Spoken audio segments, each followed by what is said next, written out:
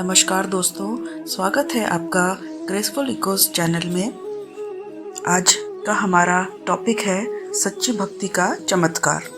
तो चलिए वीडियो शुरू करते हैं। यह एक ऐसी प्रेरणादायक कहानी है जो आपको न केवल भावुक कर देगी बल्कि सिखाएगी भी। इस कहानी की शुरुआत भगवान विष्णु के शब्दों से होती है। हे मानव, जो सच्चे दिल से दूसरों की सेवा करते हैं और निस्वार्थ भाव से अपने कर्तव्यों का पालन करते हैं, उनकी सहायता करने मैं स्वयं आता हूँ।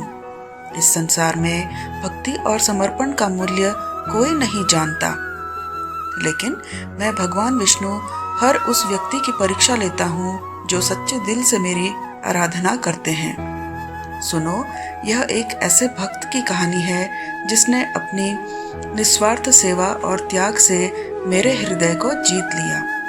अब सुनिए साधु राम और उनकी पत्नी की यह प्रेरक कहानी। एक गांव में साधु राम और उनकी पत्नी निवास करते थे। उनके घर में सिर्फ वही दो लोग रहते थे और दोनों ही परम श्रद्धालु और दयालु थे। उनकी प्रकृति बहुत उदार थी और वे बहुत संतोषी और भागवत भक्त थे। दिन गांव में भिक्षा मांग कर लाते थे और उनकी पत्नी भोजन बनाती थी। अगर उनके द्वार पर कोई अतिथि आता तो वे उसकी सेवा करते और उसे भोजन कराने के बाद ही स्वयं भोजन करते थे। अगर कोई अतिथि नहीं आता तो वे पशु पक्षियों को उनका हिस्सा देकर भगवान का नाम लेकर प्रेम से भोजन करते थे। उनके मन में किसी भी प्रकार का द्वेष और अहंकार नहीं था। उन्हें भिक्षा में जो कुछ भी मिल जाता उसी से वे संतुष्ट रहते और अधिक की कामना नहीं करते थे। अगर उन्हें भिक्षा भी नहीं मिलती तो भी वे ईश्वर का धन्यवाद करते हुए शांति से जल पीकर सो जाते थे। उनके पास असंतोष और अशांति भटक भी नहीं पाती थी। उनके अंदर भगवान के प्रति दृढ़ विश्वास और श्रद्धा थी। इसीलिए उन्होंने कभी अपनी गरीबी के लिए भगवान को दोष नहीं दिया। एक दिन साधु राम भिक्षा मांगने के लिए घर से निकले। द्वार द्वार भटकने पर भी उन्हें किसी ने भिक्षा नहीं दी। उस दिन उन्हें अन्न का एक दाना भी नहीं मिला। निराश घर लौट आए और अपनी पत्नी से कहने लगे, हे प्रिय, आज तो भिक्षा में अन्न का एक दाना भी नहीं मिला। लगता है आज भूखा ही सोना पड़ेगा। इतने में साधु राम के घर के दरवाजे पर एक अतिथि आया और कहने लगा, घर में कौन है भाई? मैं एक अतिथि हूँ और बहुत भूखा हूँ। कृपया मुझे कुछ खाने को दीजिए। मैं आपके दरवाजे पर बड़ी उम्मीद लेकर आया हूँ। साधु राम ने देखा कि दरवाजे पर एक बहुत बूढ़ा आदमी खड़ा है जो बहुत कमजोर और भूखा लग रहा था। उसे देख उसने उन्हें प्रणाम किया और कहा, स्वामी जी, कृपया अंदर आइए। इस गरीब के घर में आपका स्वागत है। मेरे लिए क्या आदेश है? बूढ़े साधु ने कहा, मैंने सुना है कि तुम अतिथियों का बहुत आदर करते हो और उन्हें भोजन कराते हो। तुम्हारे दरवाजे से कोई भी भूखा नहीं लौटता, इसलिए मैं यहाँ आया हूँ। तुम भगवान विष्णु के बड़े भक्त हो, इसलिए मुझे विश्वास है कि तुम मुझे खाने के लिए कुछ जरूर दोगे। मैं तुम्हारे दरवाजे पर मुट्ठी भर अनाज मांगने आया हूँ। कृपया मेरी भूख मिटाओ। मैं कई दिनों से भूखा हूँ और अब चलने की भी शक्ति नहीं बची है। अगर मुझे खाना नहीं मिला तो मैं यहीं मर जाऊंगा। बूढ़े साधु की बातें सुनकर बहुत दुख हुआ। फिर साधु राम ने उस बूढ़े साधु को सहारा देकर घर के अंदर बुलाया। साधु राम ने अपनी पत्नी से कहा, प्रिय, हमारे घर पर एक अतिथि आए हैं। हमें उनके लिए भोजन का प्रबंध करना होगा।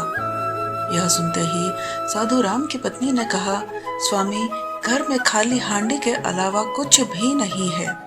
हमारे पास अन्न का एक दाना भी नहीं है। हमें तो भूखे रहते हुए 2 दिन हो गए हैं। अब इस अतिथि को हम क्या खिलाएंगे? आज भी आप भिक्षा में कुछ भी नहीं लाए हैं। साधु राम ने कहा, प्रिय, यह बूढ़े साधु बहुत भूखे हैं और चलने में असमर्थ हैं। यह बड़े सौभाग्य से हमारे घर आए हैं। अगर हम अपने घर पर आए अतिथि की सेवा नहीं करेंगे तो हमें महापाप लगेगा। अतिथि को हम भूखा नहीं भेज सकते। साधु राम की पत्नी मन ही मन भगवान से प्रार्थना करते हुए कहने लगी, हे गोविंद, इतनी कठोर परीक्षा क्यों ले रहे हैं? फिर अगले ही क्षण उसके मन में एक विचार आया और वह खुश हो गई। उसने अपने पति से कहा, नाथ, आप चिंता ना करें, आज अतिथि की सेवा बड़े प्रेम से होगी। आप पड़ोस से कैंची लेकर आइए। यह सुनकर साधु राम को आश्चर्य हुआ। वे तुरंत दौड़कर पड़ोस से कैंची लेकर आए और कहने लगे, प्रिय, यह लो कैंची, अब बताओ इससे अतिथि की सेवा कैसे होगी? साधु राम की पत्नी ने कहा, स्वामी, आप इस कैंची से मेरे बाल काट दीजिए। यह सुनकर दामोदर चौंक गए और बोले, देवी स्त्री के बाल उसके सबसे बड़े गहने होते हैं। साधु राम की पत्नी ने कहा, हे स्वामी, आप बिना कुछ सोचे इस कैंची से मेरे बाल काट दीजिए। यह सुनते ही साधु राम चौंके और बोले, देवी स्त्री के बाल ही सबसे बड़े गहने होते हैं। बालों के बिना स्त्री का सौभाग्य और चरित्र नष्ट हो जाता है। स्त्री के लंबे बाल उसकी सुंदरता के प्रतीक होते हैं। मैं यह पाप नहीं कर सकता। साधु राम की पत्नी ने जोर देकर कहा, हे स्वामी, आप चिंता ना करें, शायद यही भगवान की इच्छा है। आप निसंकोच होकर मेरे बाल काट दीजिए। फिर साधु राम ने कांपते हुए हाथों से किनारे के बाल छोड़कर बीच के सारे बाल काट दिए। साधु राम की पत्नी ने उन बालों से एक रस्सी बना दी और कहा, हे स्वामी, आप इस रस्सी को बाजार में बेचकर खाने का सामान लेकर आइए। फिर साधु राम उस रस्सी को लेकर बाजार गए। सौभाग्य से वह रस्सी तुरंत बिक गई। प्राप्त पैसों से दामोदर ने चावल, दाल, आटा, घी, चीनी और सब्जियां खरीदी और खुश होकर घर लौट आए। साधु राम की पत्नी ने बड़ी शुद्धता और प्रेम से खाना बनाया। उन्होंने घर आए बूढ़े अतिथि को आदर और प्रेम से बिठाया और भोजन कराया। उस साधु को बूढ़ा समझकर साधु राम की पत्नी ने उसे थोड़ा ही भोजन परोसा, लेकिन वह साधु बहुत विचित्र था।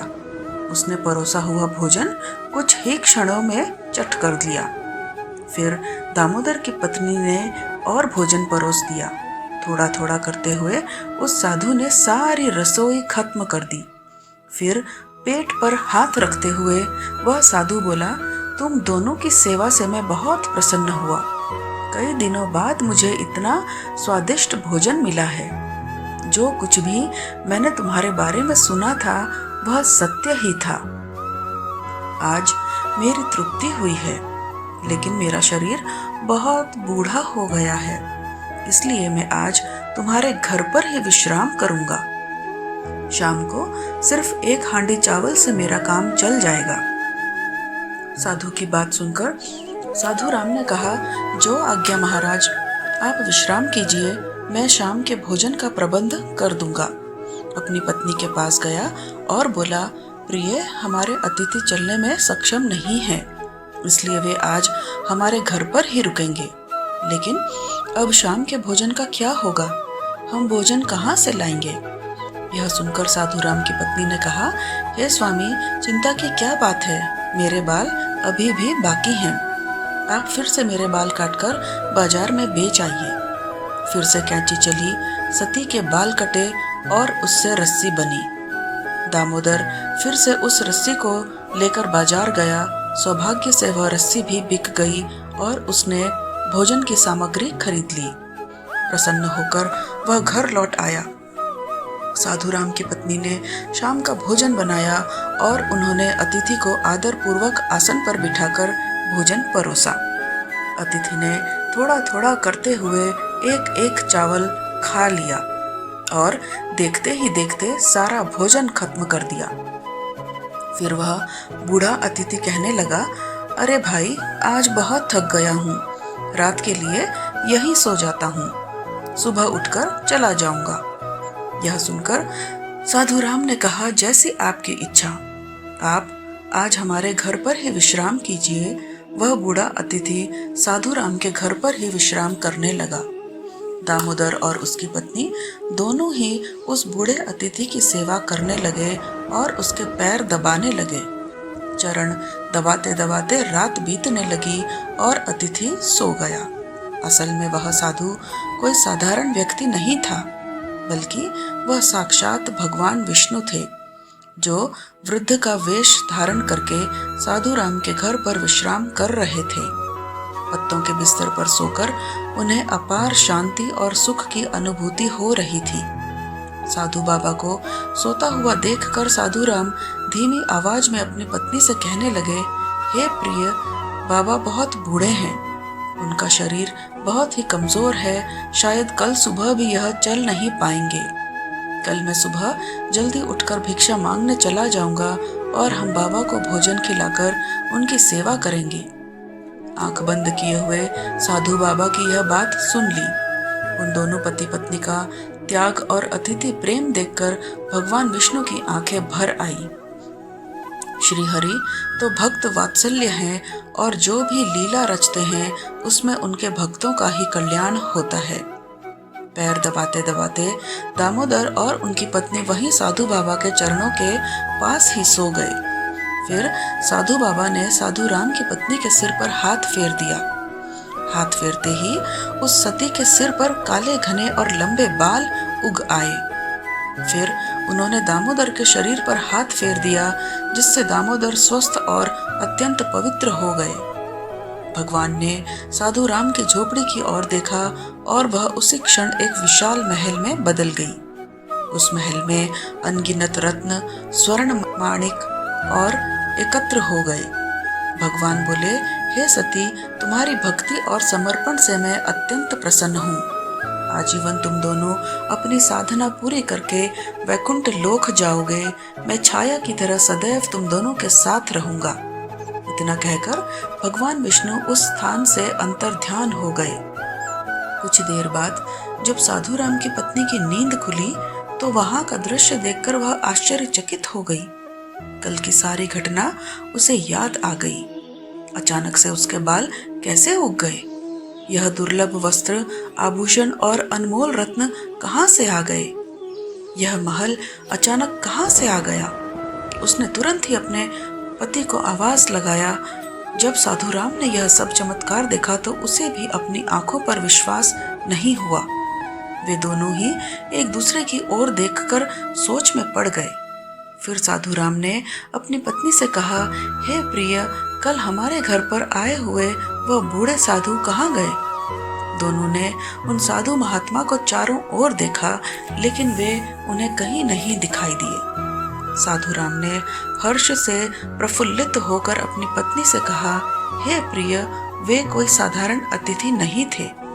वे साक्षात करुणा के सागर भगवान विष्णु ही थे। यह सारी विभूति उन्होंने हमें सुदामा की तरह ही प्रदान की है। हम दोनों ही उन्हें पहचान नहीं पाए। इस कहानी से हमें कई महत्वपूर्ण बातें सीखने को मिलती हैं। सबसे पहले अतिथि का सत्कार, महत्ता समझ में आती है। साधु राम और उनकी पत्नी ने अपने भूखे पेट होते हुए भी अतिथि का सत्कार किया।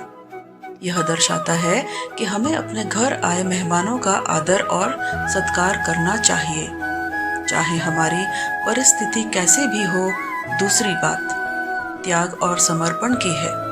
यह दर्शाता है कि सच्चे समर्पण और त्याग के बिना किसी भी कार्य में सफलता नहीं मिलती। तीसरी सीख, ईश्वर के प्रति अडिग विश्वास।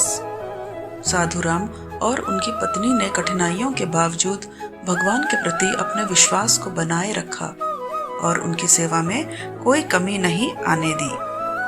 चौथी बात दया और उदारता की है। उनका हृदय दयालु और उदार था। उन्होंने हमेशा दूसरों की मदद करने की कोशिश की, चाहे वह खुद कितनी भी कठिनाई में क्यों न हो। अंत में यह कहानी सच्ची भक्ति का फल भी दिखाती है। सच्ची भक्ति और निस्वार्थ सेवा का फल अवश्य मिलता है। भगवान विष्णु ने साधु राम और उनकी पत्नी की सेवा और भक्ति से प्रसन्न होकर उन्हें धन संपदा और आशीर्वाद दिया।